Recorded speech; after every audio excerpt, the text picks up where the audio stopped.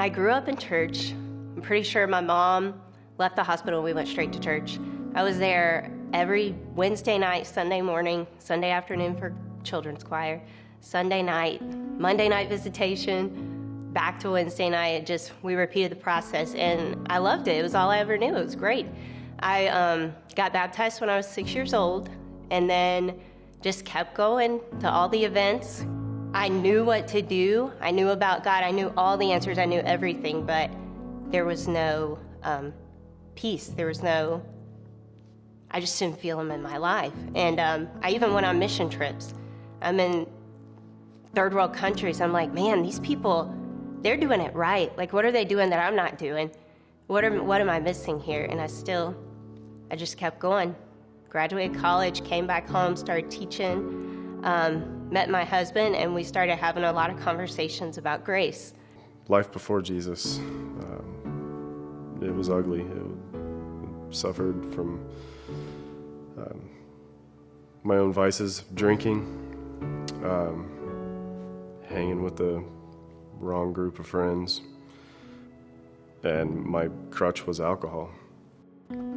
It broke me to the point where I felt that my wife and kids were better off without me around. I hid my problems and my vices from others because it felt like that's not what a man would show as your weakness. I spent my time fighting God. I didn't feel like anybody else knew better than me what was good for me.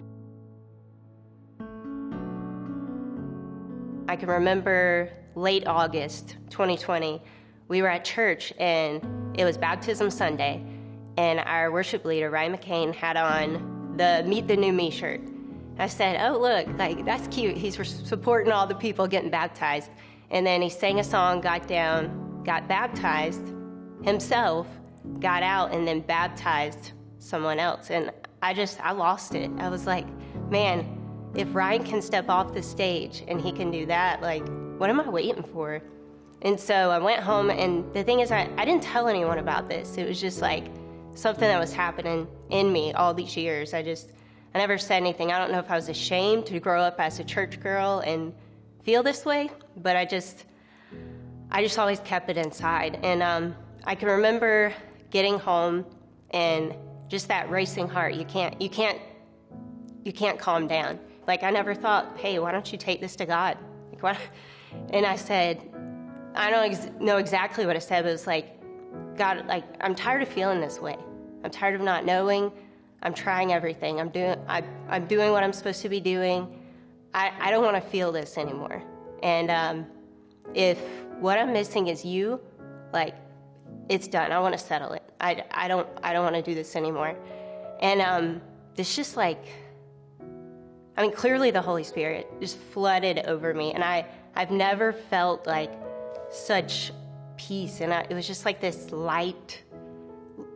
I guess all the burdens were being lifted off of me. I would go to church on Sundays with my wife and kids, and I would actually listen to the sermon. And it felt like I was the only person in the room, that the pastor was talking directly to me. I think that's called conviction. I spent many nights crying out to God that if he was real, to please save me from myself and just take away the pain and restore me.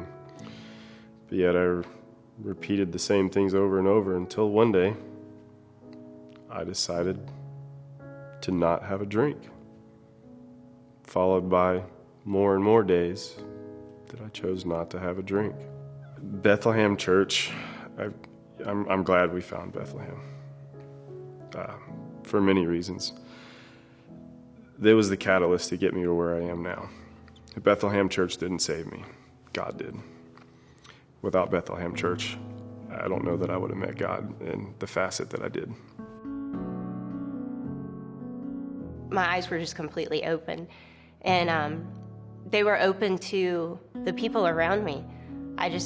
I saw everyone differently. I wondered, like, whose story is like mine, or I wonder what's going on with them. I saw my students differently. I had a whole new perspective, and To think that I didn't change what I was doing. I had done these things my whole life.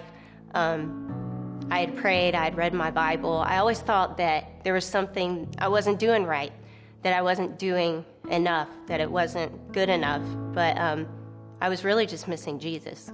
Before Jesus, I was broken. I was miserable. I was losing everything that I had around me. I finally submitted. I quit fighting against God. I let him take control of my life. You can have your issues and still follow Jesus, still pursue Jesus. And as he gets bigger in your life, the issues and the problems get smaller. Looking back now, I realize that even though I gave up, God never gave up on me, that I was still worth it. When I devalued myself, he continued to show me that I still had value. And he wasn't done with me.